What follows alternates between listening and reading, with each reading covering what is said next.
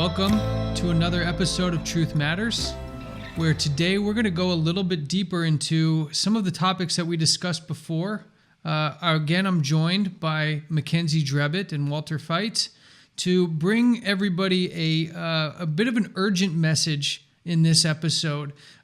We are going to continue looking at what we've looked at before, which are some of the secret societies and the powers behind that, and really point to things that will help you, the viewer, come to understand the nature of the reality that we live in and of the current circumstances that we are in, but also give you some more specifics about the organizations and the individuals that are currently turning the wheels as the daily lives of individuals around the world are being uprooted. So today, we hope that you will learn and enjoy some of the materials that we plan to bring to you as we cover in this episode the Great Reset. Mackenzie, Walter, once again, thanks for joining. Thank you. Thank you. I think this is going to be a very, very interesting one. So today we're going to cover this concept that's been going around quite a bit. There's a lot of people on both sides of the political and social spectrum that have heard this term, the Great Reset. And we're going to dive into that a little bit today. I think we're going to try to educate people to separate fact from fiction and give a little bit of context on what we can glean from this that will help people prepare for what's coming, but also get an understanding of how these people are moving, what they believe, and why they're doing what they're doing. So as we dive into that, we're going to look at what the World Economic Forum has to say about this, because this is kind of one of the organizations that is giving us an outline of what the Great Reset is. And they've given us a definition. I'll read it here for you. It says, the world is at a historic crossroads as economies everywhere attempt to pull themselves out of a COVID-19 induced hiatus. The damage inflicted has been horrific in terms of lives taken and livelihoods lost. However, it presents an opportunity to rebuild in a more inclusive and responsible way. Coronavirus-related lockdowns provide a glimpse of what is possible in terms of limiting pollution, and pandemic's human toil illustrated what can happen when healthcare systems and social safety nets are neglected. Now it's up to leaders in the private and public sectors to seize the moment and help create a more equitable, and sustainable society. There's a lot of trigger words in here, guys, that I want to draw out because we're going to see this common thread as we go through more and more and pick out what these people are trying to shape. What do you guys hear when you hear this description from the World Economic Forum and some of these trigger words such as opportunity to rebuild a more inclusive society, social safety nets and healthcare systems being neglected? Do these things start to stand out to you as interesting given the context of what we know? One thing that you find immediately is that common community, which links into solidarity. Those are all the buzzwords that we hear in the world today. And the divides that supposedly have divided humanity, they must disappear, and we must all become part of one melting pot. Yeah, it definitely is pushing for a universal sort of inclusiveness, right? Which on the surface doesn't seem to sound so bad, but I'd like to take us inside the World Economic Forum a little bit and listen to what the executive chairman, Klaus Schwab, has to say about this himself, because it'll start to give us an indication on how much of our lives will be impacted by this Great Reset. These are our direct quotes from Schwab himself. He says, to achieve a better outcome, the world must act jointly and swiftly to revamp all aspects of our society and economies. Now listen to what's covered in all aspects. Education to societal contracts and working conditions. Every country from the United States to China must, emphatically must participate. And every industry from oil and gas to tech, again, the word must be transformed. Now here's the key. Here's how he closes this very encompassing statement out. In short, we need a great reset of capitalism. It sounds like the thing that seems to be in the crosshairs for people like Klaus Schwab is capitalism being a central issue. Why do you think that seems to be the concept that's in the crosshairs right now? Well, again, you have to look behind the scenes, because who could be driving or shaping his economic plan and his economic outlook? We know what the economic outlook is that emanates from the papacy, because it has been made clear in one encyclical after the other, starting with Rerum Novarum and with the last encyclical from Pope Francis about fraternity. And what they are driving for and moving towards is a form of socialism which has similarities with fascism, where the state and the industry are in partnership for the sake of the community. And this model is obviously the papal model. Now you have to ask yourself, this Klaus Schwab, where does he come from? And why is he such an important voice in the world that we are living in? And you can ask yourself, where was he educated? He was educated at the University of Freiburg, which is a Jesuit-run university. So again, we have that connection that links them all together. And the agenda is exactly the same as that which is proposed by these powers.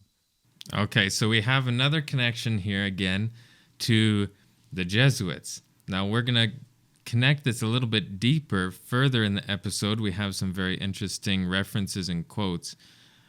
So what then, why would this group of people, these people, be targeting specifically capitalism? What's the issue with capitalism? Why is that a problem for this world order that they're trying to bring forth? If you go back into history, you will see that they have initiated two streams. The one is capitalism, where private enterprise runs the system, and the papacy has consistently complained about it as too individualistic and self-centered and not geared towards what they so often refer to as the poor. And it's quite ironic that they do much for the poor, but never with their own funds, only with public funds. And then the other system that they set up and that they practiced in their reductions in South America was communism, which is the individual has no participation other than obedience, and the state runs everything. So that sets up the Hegelian dialectic of thesis and antithesis. And this kind of socialism, which is a form of fascism which they are propagating, is nicely in the middle and is what we call the synthesis. So you set up two systems which create the paradigm for the move to the Great Reset, which eventually becomes the economic plan of the Roman Catholic system. And that is where they're heading, and they're doing it quite brilliantly and without people apparently noticing. But if you have your ears to the ground, you should be able to see it. Yeah, and to that end, you'll see that Schwab himself has additional very vocal opinions and views on what this should look like and what it would look like for the world. So I'd like to continue looking at some of his statements here, where he says, we must build an entirely new foundation for our economic and social systems. The level of cooperation and ambition this implies is unprecedented. So he's calling for a totally new foundational structure of every part of our economic and social fabric of our society. And he acknowledges that this will be an unprecedented move towards this new system. He continues, he said, but it's not some sort of impossible dream. In fact, one silver lining of the pandemic, and we'll see as we look at more of these quotes, you hear very opportunistic language coming out of this pandemic. There are certain groups of people in the world that have found this to be when you read their own quotes, a fantastic opportunity for something. And as we look more and more, we'll kind of see what they see this valued opportunity as. He says it's a silver lining of the pandemic has shown that we can quickly make radical changes to our lifestyle. Almost instantly, the crisis forced businesses and individuals to abandon practices long claimed to be essential, from frequent air travel to working in an office.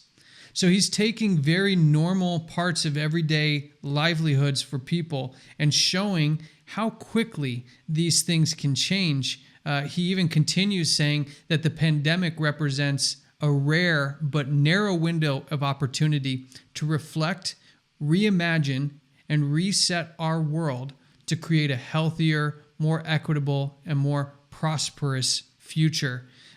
Boy, he really seems like he's got our best interests at heart. They're looking to make our future healthier, more equitable, and more prosperous. But what about those people who are already experiencing that kind of life and contributing to others' lives in such a way? How will their lives be transformed in this shift towards new foundations of economic and social systems? Well, one thing the Economic Forum has already made quite clear is that part of the package is that private ownership will disappear.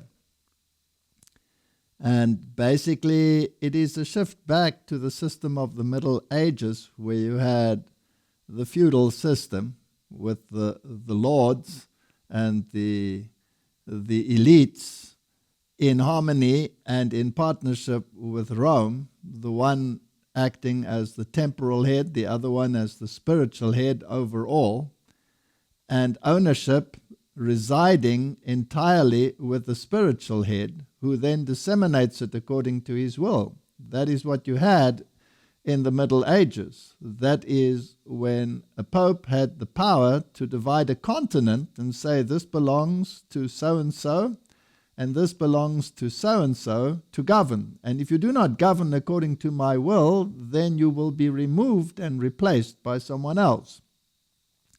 So that same system seems to be on the cards.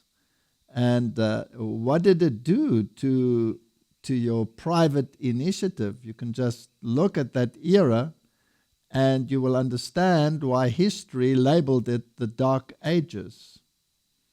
So this is not light, this is darkness. Now that's an interesting concept, because now I want to just ask the question, why are we all bringing this up right now?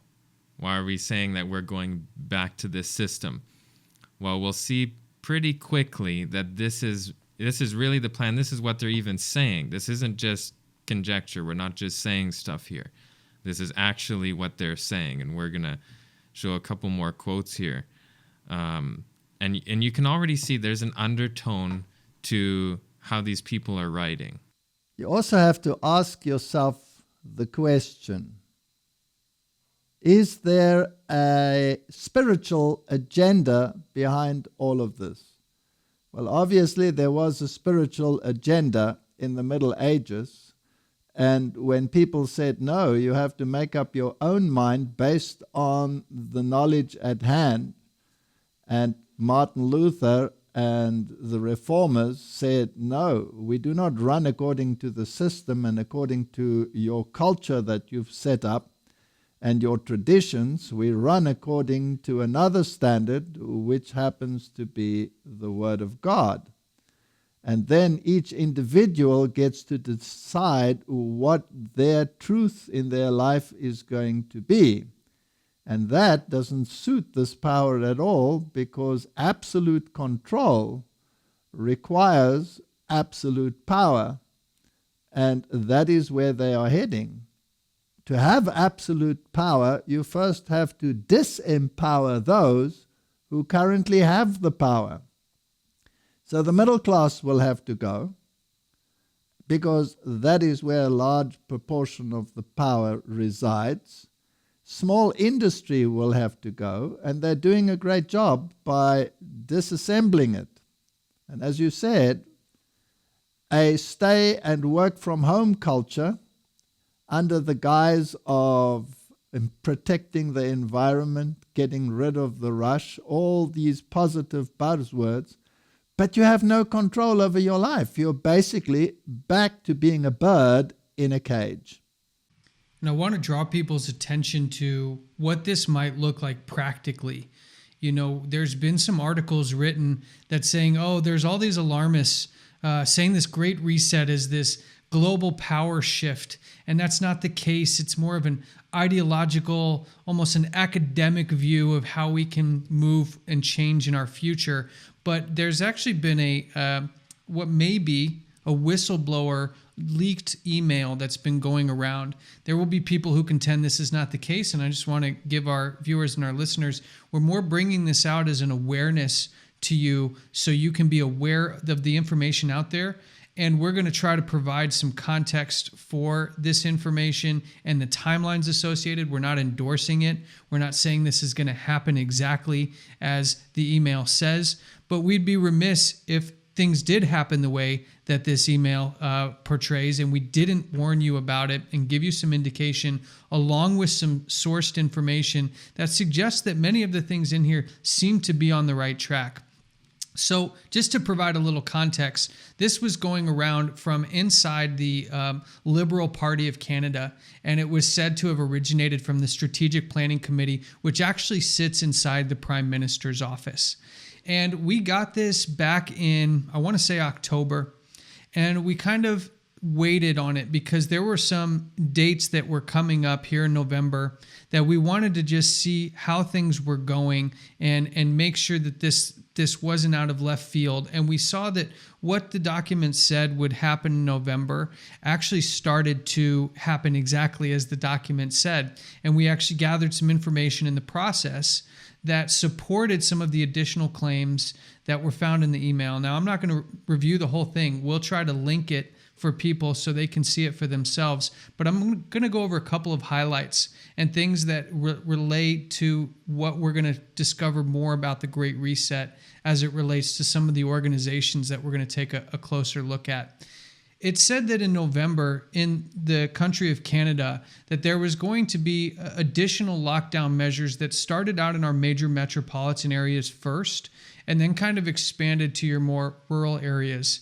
And what we saw was that's exactly what happened. We saw restrictions open up in Toronto and Vancouver and some of the other major cities in Canada. And as we got further into the month, those continued to expand out where recommendation for travel within a province and inter-province was strongly recommended against.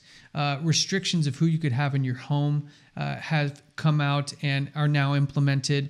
And we see that there's some additional things seem to be on the docket for December, quarter 1 of 2021, quarter 2 and quarter 3 of 2021 that include everything from stricter lockdowns to possible mutations of a more aggressive strain of the current public health crisis that's spurring the public health crisis, as well as the additional concept of universal basic income and something that involves the International Monetary Fund called a Global Debt Reset Program. Now, there's going to be a lot of speculation. People think we may be going into territories that are unverified. But what we actually see is Prime Minister Trudeau talking about a lot of these similar elements. In addition to the measures that go along with the public health crisis, let's take a listen to what Trudeau has to say about Canada's involvement within the United Nations goals, as well as some of the IMF goals as it relates to debt relief. Let's take a listen. The last 6 months have laid bare fundamental gaps and inequities within our societies and between them. As with climate change, those who have the least are impacted the most. That's why last spring, Canada worked with Prime Minister Andrew Holness and Secretary General Antonio Guterres to convene a high-level meeting to discuss how leaders around the world could work together to close these gaps and build a better, more equitable system that works for everyone. I would like to pause this here. We're going to listen to more from Trudeau here, but we're already seeing some trigger language that we saw from Schwab, the executive chairman of the World Economic Forum. And what we're hearing is the very same narrative of the world's not fair. The crises that are coming from multiple different levels are affecting one group of people more than they are another group of people. And the system seems to be broken and we need to do something about it. And you hear that he's actually brought up Antonio Guterres, who we'll look at more closely at the UN. But as you start to hear more of these world leaders discuss this Great Reset issue, why do we keep hearing almost the exact same language used by all the different leaders? May I just comment that the leaders that are the most vocal in the world at the moment all come from first world countries. And they are talking about the Great Reset and about the great disparity between the rich and the poor. Now, if you break that down, that would obviously mean, if they're going to reset that system, is that the first world countries will have to give up something so that the others could gain something. And that is breaking down the system that has been set up throughout the world over the last hundreds of years. And the most prosperous nations are those that were derived from the Protestant system. And they have to be dismantled, because if you have that much power and that much ownership, then you are not readily subject to another power. So you have to dismantle it in order to bring about a system of equity where everybody is subject to a central power. So if I may ask another question, who stands to lose?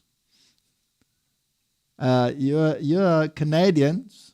Does the future prospect for your prosperity look absolutely rosy, or are you going to, according to this speech, expect a downgrade? It definitely seems like there's a tendency toward a downgrade, at least for those that are in a comfortable position.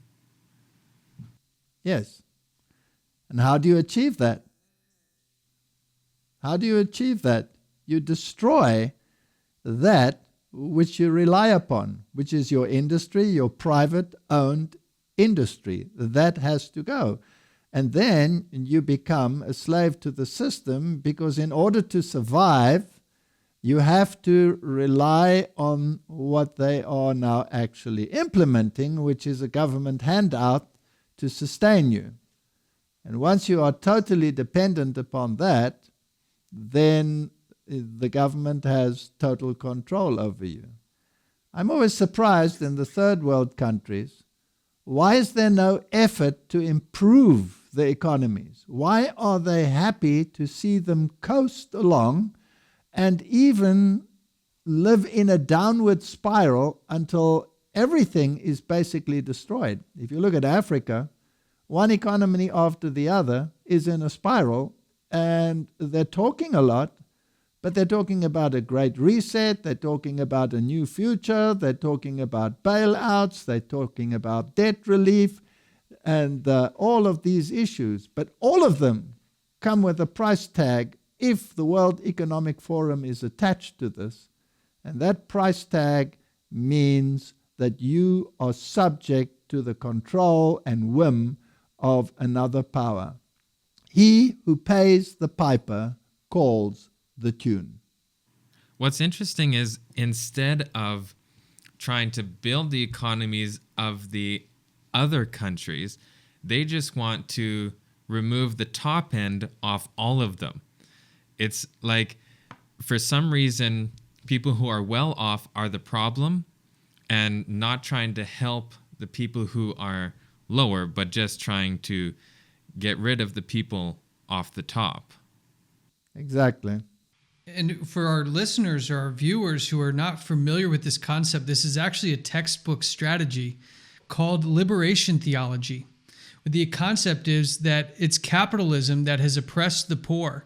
It is actually the enemy of the uplifting of the poor. So as we listen to people like Schwab and others at the UN and the International Monetary Fund and around the world, we get a growing sense that the enemy of this group that has a goal for a great reset is very much to get rid of capitalism, as it's seen as the enemy and the entity that is holding down and oppressing those who have not.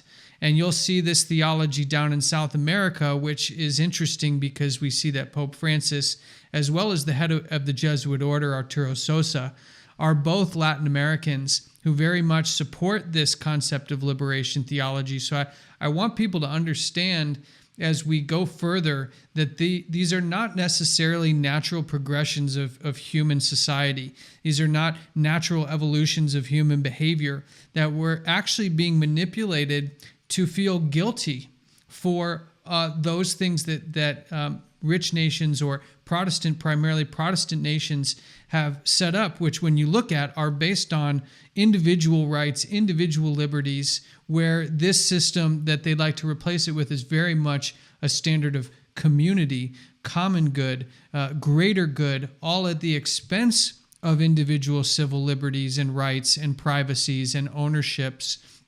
And so you'll actually find that as we go deeper and deeper, we're being taken down a line of thinking that has been around for quite some time and is thoroughly supported by those who support a Jesuit line of thinking, which could also in some senses be along the lines of a socialist or even on the more extreme ends of a communistic line of thinking. But let's go back to Trudeau here, as he's going to deliver more trigger words and more key concepts that will give us some more insights into what the Great Reset looks like for first world nations. Over the course of the summer, our 6 working groups produced over 250 policy options. On September 8th, finance ministers gathered to discuss these options and their recommendations for the short, medium, and long term. The most promising ideas will be taken up within existing IMF and World Bank processes, as well as at the G7 and G20 leaders' summits later in the fall. Then, in December, we're going to have the opportunity to meet again to discuss the progress we've made. Because we understand that right now we have to fix urgent problems, but in the long run, we also have to fix the system so that it works for everyone. I want to stop again there. We hear some trigger words. International Monetary Fund is involved here. World Bank is involved here. And he cites a very broken system that needs to be replaced long term. So we're going to keep going, but I just wanted to point out that these are the powers that we want to look at a little bit more in this episode so people are kind of aware of which direction we're going. To eliminate this virus anywhere, we need to eliminate it everywhere. While scientists work around the clock to develop a vaccine, as governments, we have the responsibility to ensure it'll be distributed quickly and fairly around the world. On Friday, I announced that Canada will provide $440 million to the COVID-19 Vaccine Global Access Facility, including $220 million to the Advanced Market Commitment to help low and middle-income countries access vaccines. This is an important initiative, and I encourage other governments to join in as well. We need to work together, and not just on vaccines. Canada believes that a strong, coordinated response across the world and across sectors is essential. This pandemic has provided an opportunity for a reset. This is our chance to accelerate our pre-pandemic efforts to reimagine economic systems that actually address global challenges like extreme poverty, inequality, and climate change. Did I just hear Klaus Schwab speaking, or was this the Prime Minister of Canada? Because the narrative is so similar that I'm having trouble distinguishing where did this agenda stem from. Did it start with the World Economic Forum? Did it start at the governmental level? What do you guys hear with Trudeau using some of this language involving, we know Gutierrez at the UN, now we have the International Monetary Fund and the World Bank. What do you guys hear when you hear this kind of language being used in the midst of the crisis that we're currently in? Well, you definitely hear that there's a similarity to what all these guys are saying.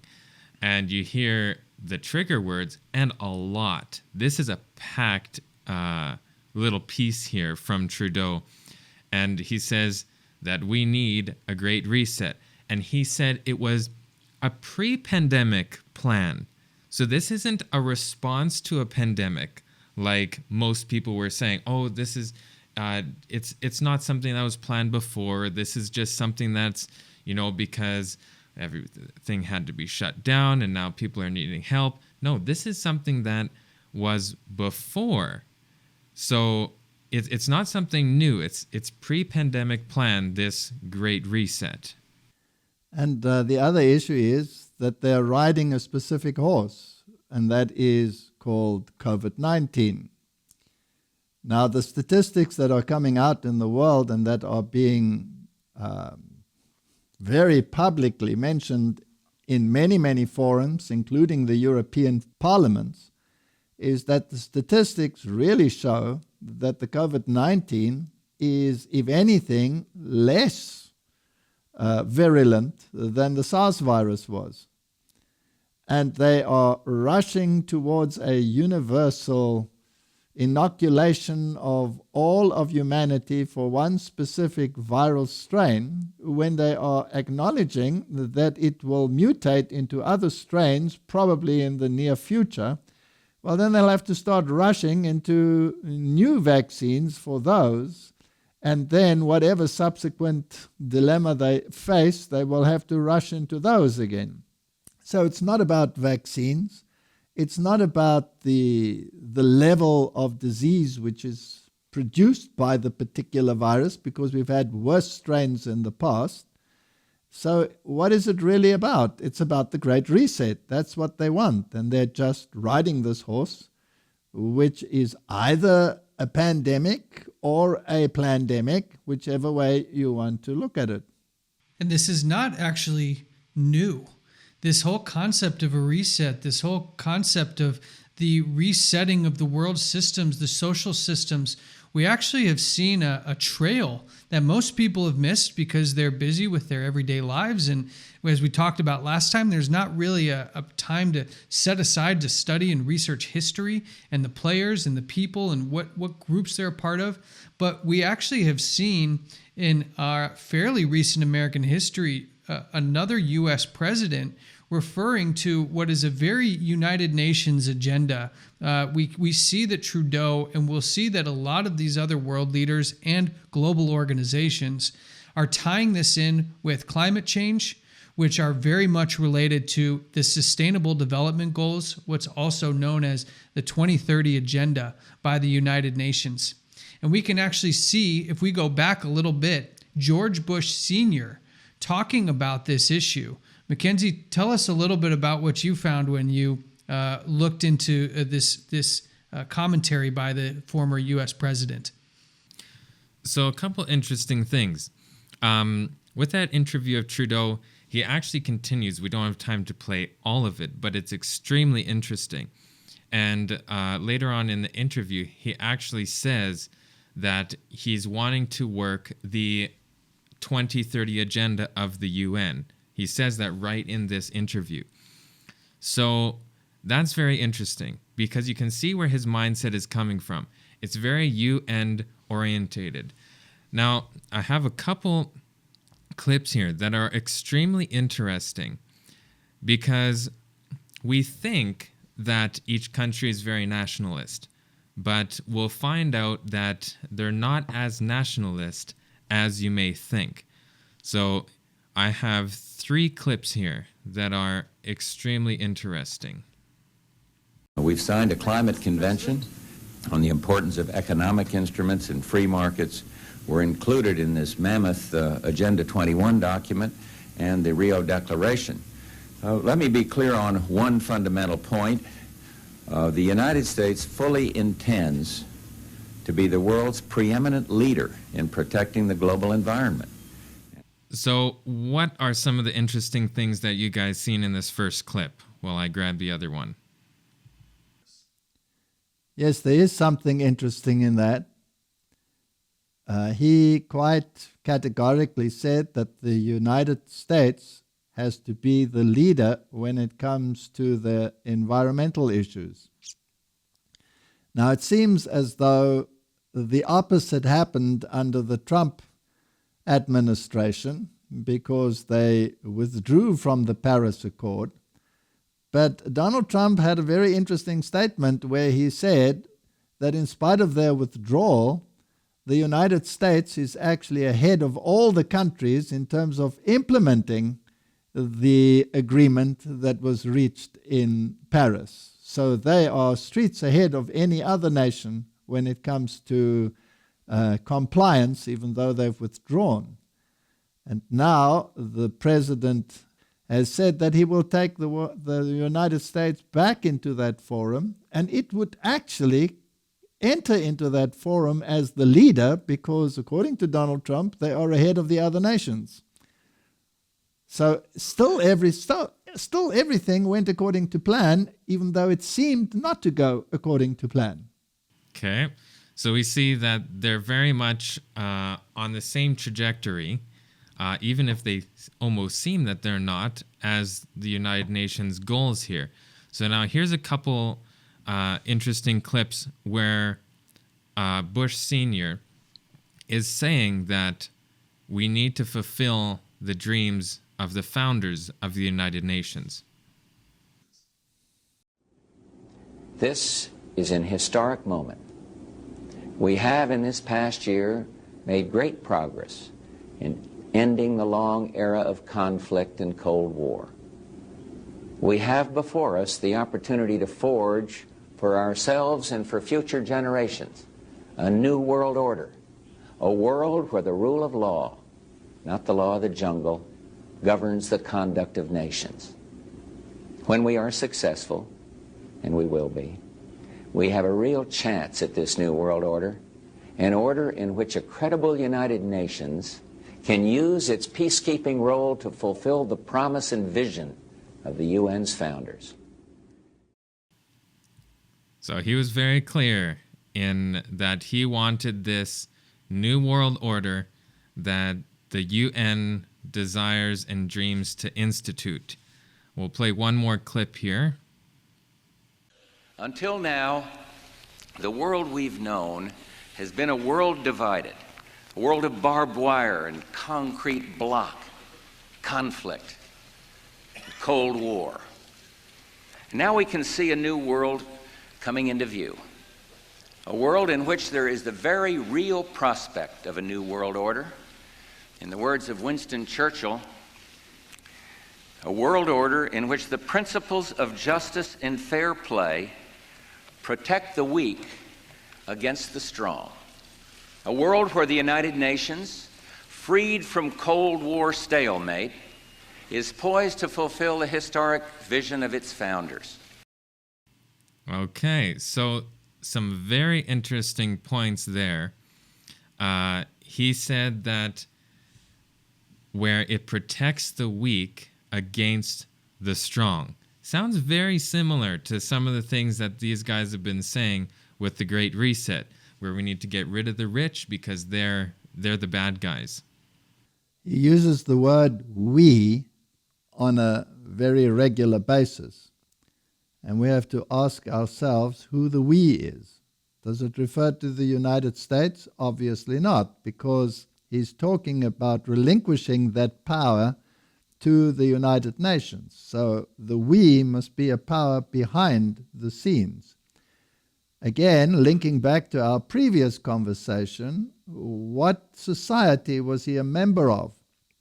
He was a member of Skull and Bones, chapter 322, and that was, if we trace it back, a chapter from the German Society of the Illuminati as founded by Adolf Weishaupt, and then we're back to the Jesuit order, and we're back to the Roman Catholic system, and the aim of the Jesuits is very well known. It is to restore the papal supremacy that was lost after the Reformation and the mortal wound.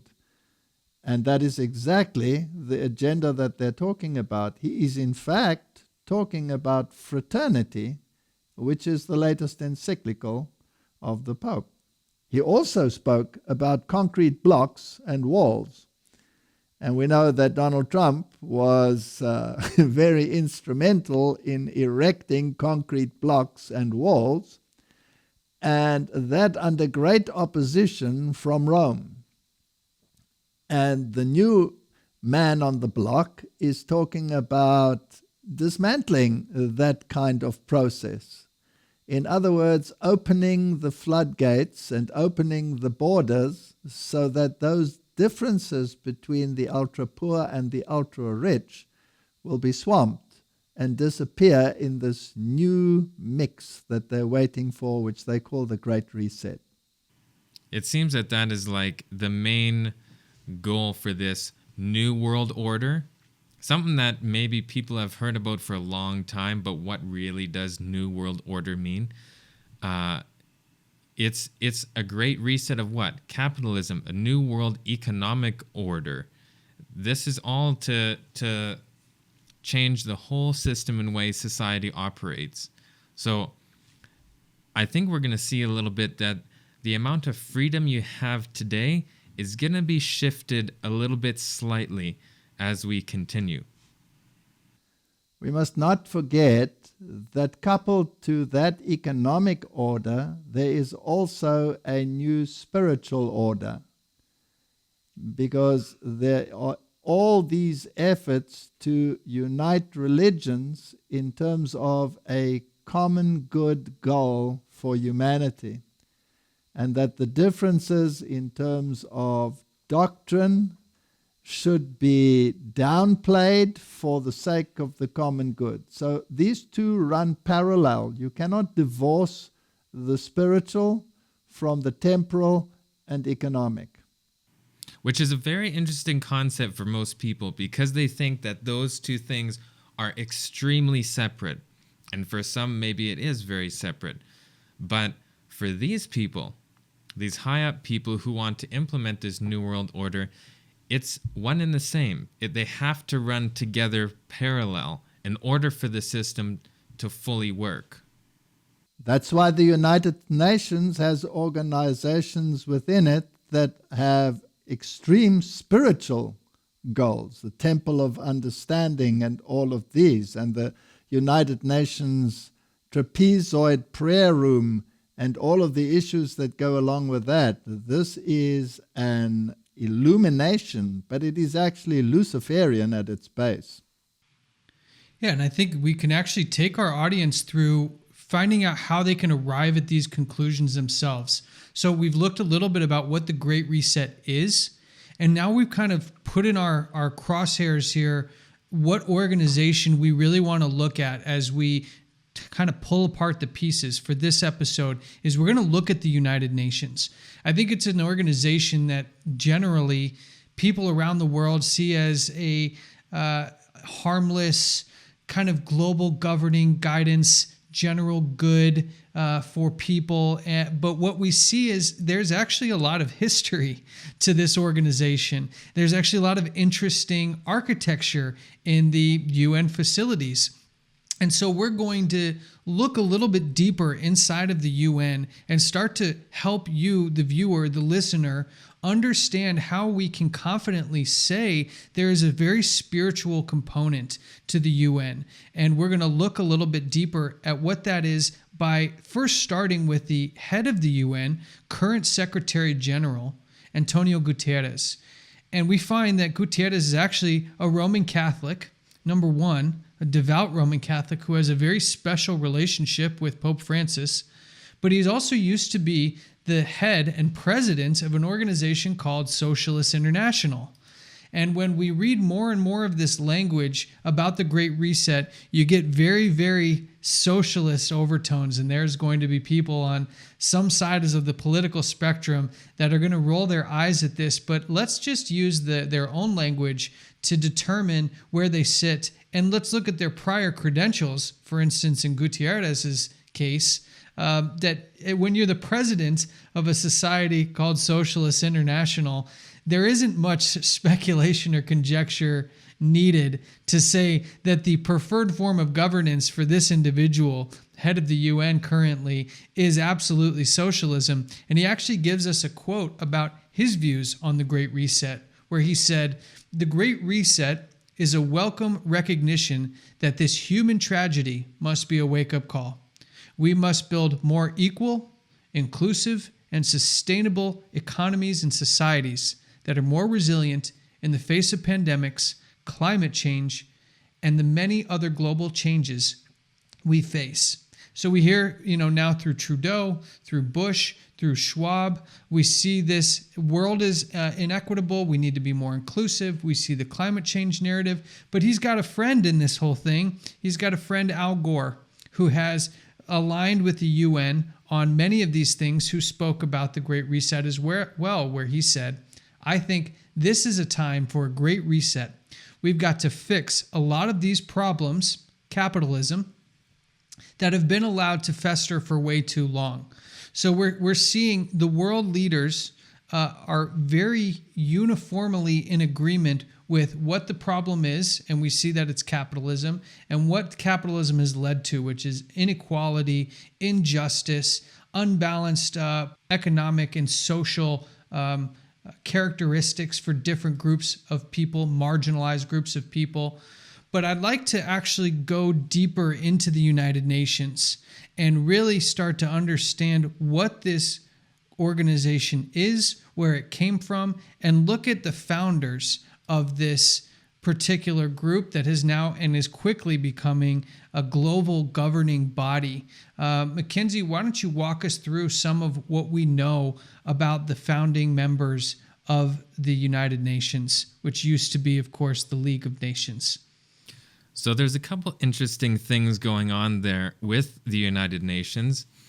They're founded in 1919. The forerunner was, as you said, the League of Nations, which that's an important point, because you'll see in order to find the founders of the United Nations, you need to understand the founders of the League of Nations.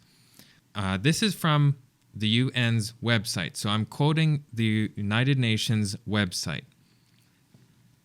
"The forerunner of the United Nations was the League of Nations, an organization conceived in similar circumstances during the First World War and established in 1919 under the Treaty of Versailles to promote international cooperation and to achieve peace and security."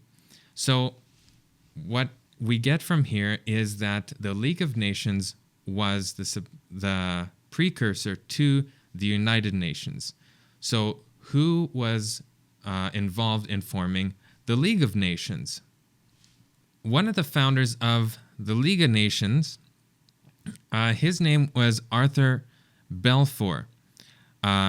He was also a member of Hort's Apostles. Now, who is Hort? And Walter, could you give us a little more background on Arthur Balfour and who this Hort is, and how they're connected into the League of Nations and now what we see as the United Nations?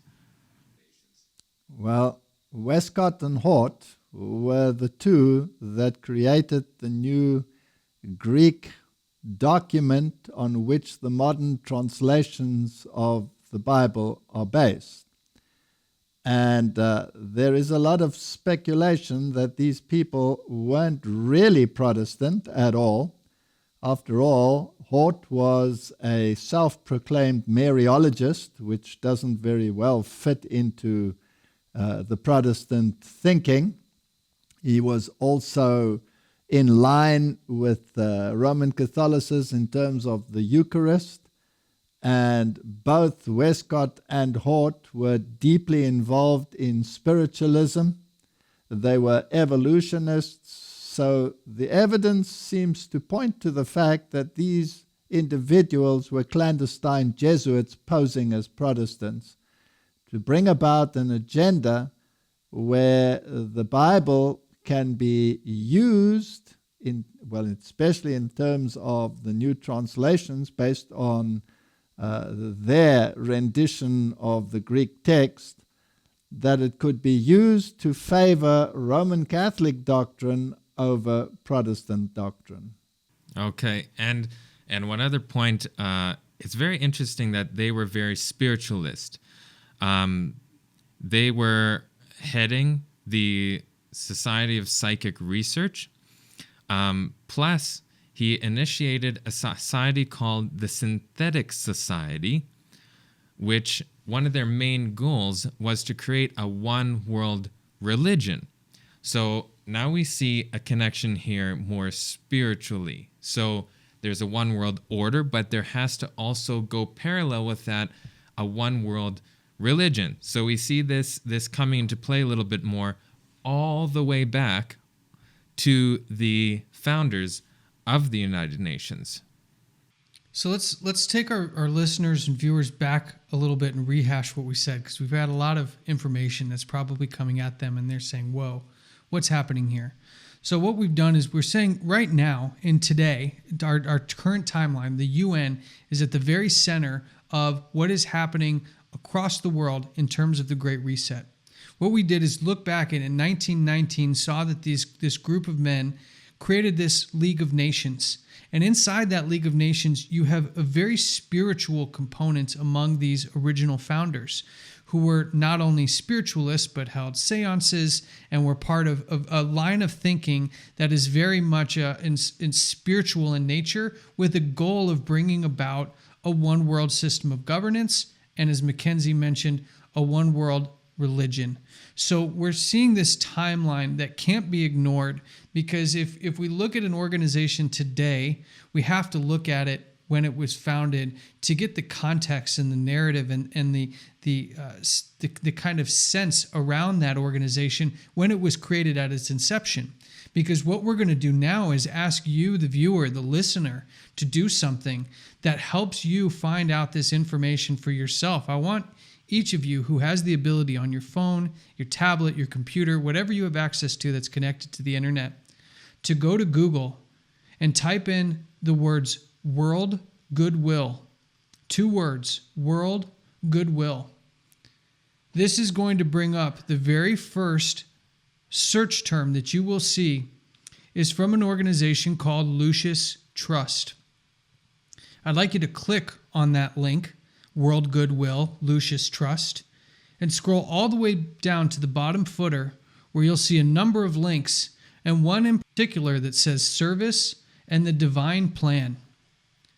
Now, to give you a little context, the reason we're doing this is because Walter earlier mentioned there are a number of very spiritual organizations inside of the UN, with World Goodwill being one of those, what's called an NGO.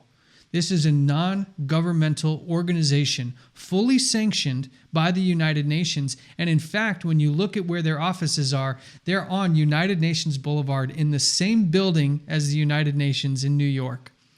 Now, this organization, World Goodwill, is a subsidiary of Lucis Trust. Now, as you guys get to that link, I hope some of you are able to do this in real time, going to the website and clicking on that bottom link that says Service and the Divine Plan. Walter, before we get into what's on this page, can you tell us a little bit about who Lucis Trust is, what it is, and where it kind of came from, and why it might sit inside of the UN today? Well, let's first go from the present a little bit back. This organization bases itself on the writings of Alice A. Bailey.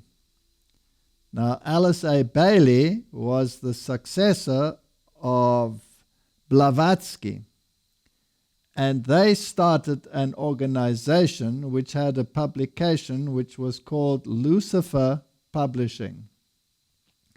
So the name, of course, was very contentious because they made no bones about where their allegiance lay. It did not lie with the God of the Bible, but with the great rebel Lucifer. And so, because the name created so much turmoil, they changed the name to Lucis Trust, which is exactly the same thing. Now, if you read the writings of Blavatsky, which is basically the prophet of, or the prophetess of the New Age, which they sort of bypass by using the name of the successor, which is Alice A. Bailey. And she talks about the hierarchy, and we saw that word flashed there on the screen a moment ago. If you look into that hierarchy refers not to a human hierarchy, but to a spiritual hierarchy of ascended so-called masters who actually pull the strings. So this is Spiritism at its highest level. And the leader of this hierarchy is none other than Lucifer, who they claim will manifest first through certain luminaries and then personally. So this is really the antithesis of what the Bible is all about. This is the worship of Lucifer, and not even in a disguised form. Now I want to keep people right there, because that's all the time we have for this episode. But if you think you got some interesting information now, just wait till we continue this conversation next episode, where we'll dive into what the real plan is of the United Nations and the surrounding organizations. We're going to introduce you to a new organization that many of you probably have never heard before, and continue to peel back the layers, because, my friends, this is coming right to our front door. And we want to give you this information so you have the tools to prepare, that you have the ability to help others in the meantime, and that you will be able to confidently move without fear through what is coming next. So Mackenzie, Walter, thank you so much for joining us. An amazing episode. We'll hope to see you guys again soon. Take care.